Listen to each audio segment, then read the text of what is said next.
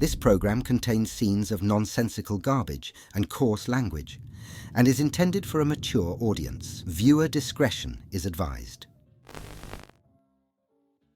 Why, hello, my little garbage bags. In today's video, I'm going to give you my thoughts on whether or not you should pick up the new Makeup by Mario palette. But before I do that, I'm going to throw it to Mo, who's going to tell you a little bit more about it. Why, thank you, Theresa. The Makeup by Mario Ethereal Eyeshadow Palette. Moonlight retails for $68. Experience Mario's artistic vision come to life with this limited edition palette. Inside, you'll find 12 buildable, blendable shades in 4 unique finishes to create versatile looks that last.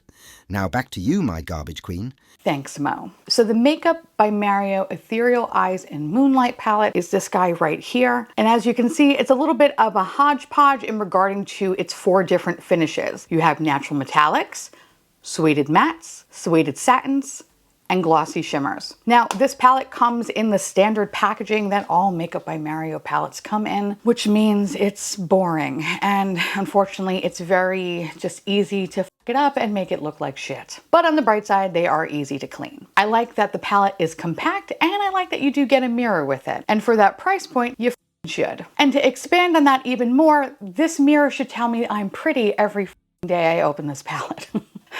But I digress. Now I'm going to show you a few different looks that I created using this palette, which I will pop up in the corner right here. And I feel like the best way to start is by breaking it down by formula, starting with the absolute best, and that is, no surprise, the mattes. They are truly the real star of the whole show. In this palette, you get 5 beautifully cool tone shades that are absolutely a dream to work with. They're smooth, easy to blend, and I had no issues with patchiness or longevity throughout the day. You can also build them up without worrying about any muddiness between the shades. They truly stand on their own, and I love them. I absolutely love them. They're just as amazing as Makeup by Mario's All Matte palette, which was released earlier this year. And at first, I was kind of lukewarm about this palette, but since then, it has become an absolute staple. It's one of my favorite things I found this year, and don't be surprised if it's really up there in terms of like the best products of 2024. It's boring, but the shit is solid though. And that's what I love about these mattes. They're so good. I like the variety of tones in this palette because I feel like it keeps things interesting without feeling repetitive. And they're the type of shades that are either really good building block shades like these 2 right here, or you have these shades which are perfect for making that smoky eye or using them as liner. Like, it's awesome. I have no complaints about the mattes. They are perfection, and I wish there were more of them. And I really do hope to see more all matte palettes in the future, because that was, again, something I never thought I would ever see or want, but they're so good. They're so good. So I need more of that. Now, the next formula, I feel like it's going to shock you because it still is shocking me. And it really caught me completely off guard. Believe it or not, I'm obsessed with the satin shades in this palette. I know, me, someone who proudly hates satin formula. Any chance I can get, I will stand on a soapbox and tell you 25 reasons on why satin formula sucks ass. But that is not the case with these. These are actually good. I don't know, they're just good.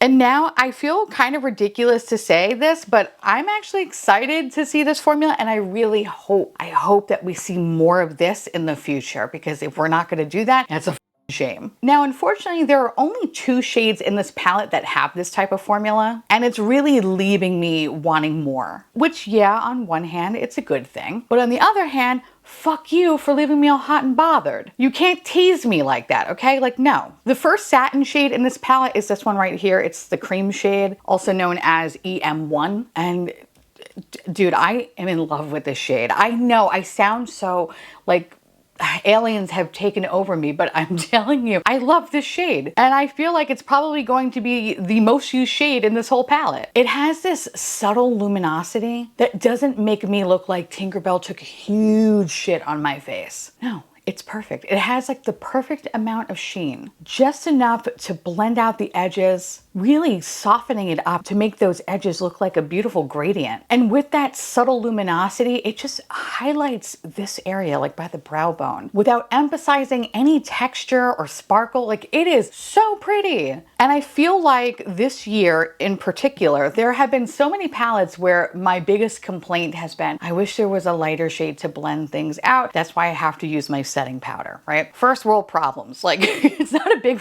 deal. But when I look at this shade and I think to myself, oh my God, I could just use this shade now, because it just ties everything in so perfectly. It's amazing. So again, you for only giving me 2 options. Like, you're cruel. Now, the second shade is this one right here, which is the satin gray shade. And it's amazing. It's perfect as an all over the lid type of shade. And it pairs especially well with this metallic gray, which I will talk about in a second. I like this formula because it's very easy to work with. I have no issues with longevity or patchiness, and there's barely any fallout. If I do have any fallout, it's very, very easy to clean. The shades are perfect. And again, I sincerely hope that we see more of this type of formula in the future. And I'm really just honestly blown away with how much I've been enjoying it, considering how often I spread hate campaigns on how much I hate satin formula, because they're usually a complete waste of time. But not anymore. This is the only brand that I feel like has changed my mind. Every other brand, fuck off. So I really, really hope that we see more of this in the future. Now, the next formula that I really, really enjoyed was the metallic formula, which I was pleasantly surprised by. As I mentioned earlier, it pairs beautifully with the cool gray satin shade, but on its own, it's super, super pretty. I just think the combination of the two just make you look like a sex robot, and I love it. I also love this metallic shade because it really packs a punch without it being chock full of, again, unnecessary glitter bukkake. Now, I use a bit of NYX glitter glue to have the shadow adhere to the eyelid, because I do have hooded eyes and everything does transfer. And I'm happy to say that everything stays into place. And I didn't experience any stone-like goblin texture that sometimes happens when you use metallic shades with glitter glue. I will say though that I had to saturate my brush to really kind of make it pop more. I think with the glitter glue, it does a good job, but it's the saturation that just really makes it go, whoof, Tin Man. Well, not really. It's more of like not so much a Tin Man, Transformer? Optimus Prime? I gotta think about that one. Anyway, I like the formula of this shade. The longevity is solid and there was barely any fallout. And for that, I say thank you. Honestly, I don't know why they gave us only one shade, because they should have given us more of this type of formula within this palette. But instead, they just focus on this really fucking lackluster formula in the middle, which whatever, I will get to in a second. Actually, I take that back. There's a shimmering shade up here. It's kind of like an opal. That paired very well with the metallic shade. I can't really say the same for the rest, but that one wasn't so bad. But the rest of them, it's just tragic. So yeah, I'm kind of annoyed that the metallic formula was just a kind of one and done. I wish there was at least another shade. I honestly would have sacrificed one of the mattes to have another metallic shade. And I love the mattes. So anyway. And now for the final disappointment of this palette, let's talk about these shimmering shades, which are pretty much just right here, these 4 right here. And created this weird Tetris piece in the palette. They are just, what the f I wanted so much more from them. I really did. And I have to say, calling them mediocre is being way too generous. They're kind of straight up forgettable. There's really nothing unique or exciting about them. They're barely there, and if there is something that does come out, it's kind of like this light dusting that just leaves you picking glitter out of places that you didn't think you'd have glitter in, but of course you do, and it's weird. It gets everywhere. The fallout is so bad on these shades. There are 2 shades in particular, these right here, that are identical. So again, if you're forcing me to have this formula, at least take one of them out and give me another metallic. I'll shut up. I think the best out of the 4 is probably the middle one, which is like the shimmering bronzy gold shade. But that's like the equivalent of saying, I'm not mad, I'm just disappointed. Like, it doesn't really mean much. So congrats to this shade for being the least tragic out of the bunch. Now, the shimmering opal on its own, It's not bad as like an inner corner highlight type of shade, and that's pretty much it. Like you need to put this over something for it to stand out. So I'll give it a few brownie points for that, but on its own, it's like, what is that? Are you okay? Like, there's something wrong? Like, I hated it. Again, the fallout on these is fucking gnarly. Once it's on your face, good luck cleaning that shit up. So if you do get this palette, please, please, please do your eye makeup first and then your base. Otherwise, it's gonna look like you are a Twilight vampire, and not in a good way. No. I hate that these shades kind of have that transparent base because it just makes it look like a sad, half-assed queef of glitter that kind of just sort of awkwardly lingers. And worst of all, it just leaves me wanting more. Again, they should have sacrificed at least 2 of those shadows to put in more metallic shades because those at least are something to talk about. So even with the NYX glitter glue and saturating my brush, it was pretty much kind of the same experience across the board. It just looks sad. It looked really sad.